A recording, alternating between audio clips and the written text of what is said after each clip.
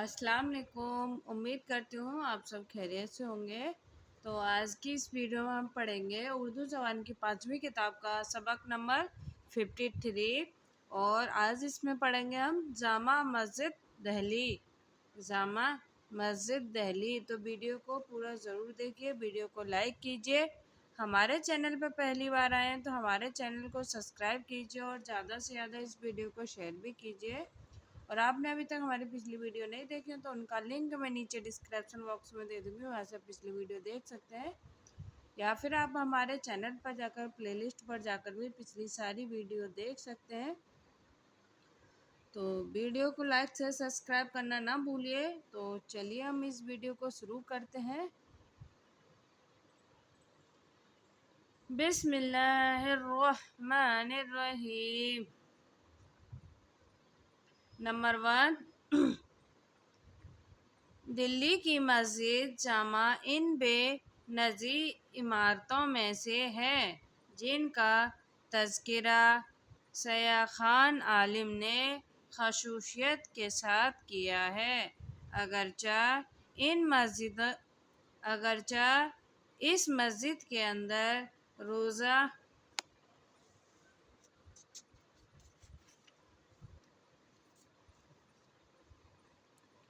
تاج گنج کا سا باریک کام، رنگا رنگ بیل بوٹے اور بیش قیمت پتھروں کی پچکاری نہیں ہے، تاہم وہ فن عمارت کی تمام خوبیوں کا ایک اعلیٰ نمونہ ہے۔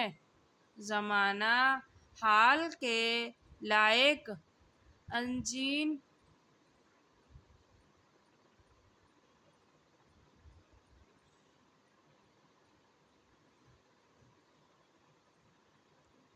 زمانہ حال کے لائق انجینئروں نے بھی اس لاجواب عمارت کی نہایت تعریف و توصیف کی ہے اور اس کے بنانے والوں کے کمال صنعت و مہارت کا اعتراف کیا ہے۔ نمبر 2، کہتے ہیں کہ اس مسجد کے بنانے والے دو بڑے مہندس استاد حامد اور استاد احمد تھے۔ اس میں شک نہیں کہ یہ دونوں بھائی اپنے فن کے استاد کامل تھے، لیکن جو خوشنمائی اور موزوں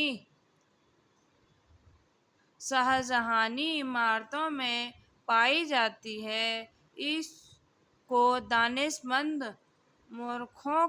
مورخوں نے خود شاہجہاں کے سلیقے کی طرف منسوب کیا ہے اور کہا ہے کہ اس بادشاہ کو تعمیر عمارت کا صرف شوق ہی نہ تھا بلکہ اس کا دماغ اس فن کے ساتھ ایک خاص مناسبت بھی رکھتا تھا۔ چنانچہ جو عمارت اس کے حکم سے بنائی جاتی، اول اس کا نقشہ خرداد کے ملاحظہ سے گزرتا اور وہ اپنی رائے سے مناسب ترمیم و اصلاح اس میں کرتا۔ یہ بادشاہ تعمیر عمارت کا محض حکم دینے والا ہی نہ تھا بلکہ اپنے زمانے کے معماروں کا رہنما بھی تھا۔ نمبر 3، الحاصل 10 شوال 1020 ہجری کو ارک شاہزمانی سے ہزاروں گز کے فاصلے پر بجانب مغرب ایک پہاڑی ٹیلے پر مسجد جامع کی بنیاد رکھی گئی اور اس کی تعمیر کا اہتمام اول سعد اللہ خان وزیر کو سپرد ہوا۔ پھر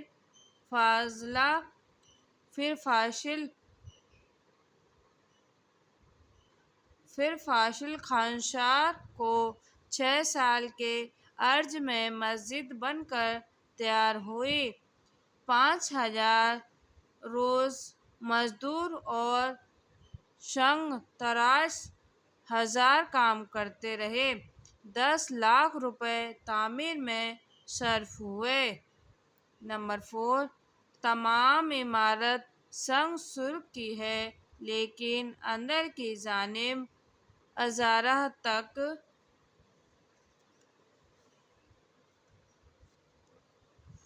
سنگ مرمر لگا ہوا ہے اور جا بجا سنگ موشا کی پچکاری کی ہوئی ہے۔ تین گنبد ہیں، 900 گز کے طول اور 30 گز کے عرض میں۔ صحن کی طرف 11 در ہیں۔ بیچ کا در بہت بلند ہے۔ ان دروں کے دونوں جانب 2 میناریں ہیں، نہایت بلند اور بغایت خوشنما۔ ان کے اندر زینے بنے ہوئے ہیں۔ میناروں پر چڑھنے سے تمام شہر کی سیر نظر آتی ہے۔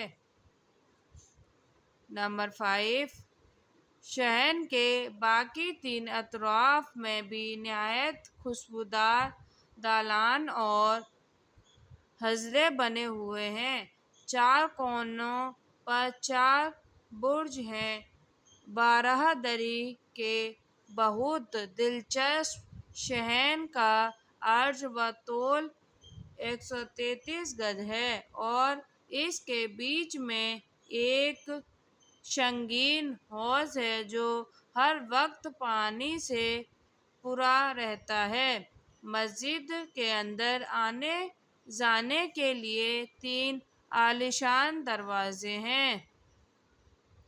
جنوبی در کے روبرو 33 سیڑھیوں کا زینہ ہے، شمالی در کے مقابل 39 کا۔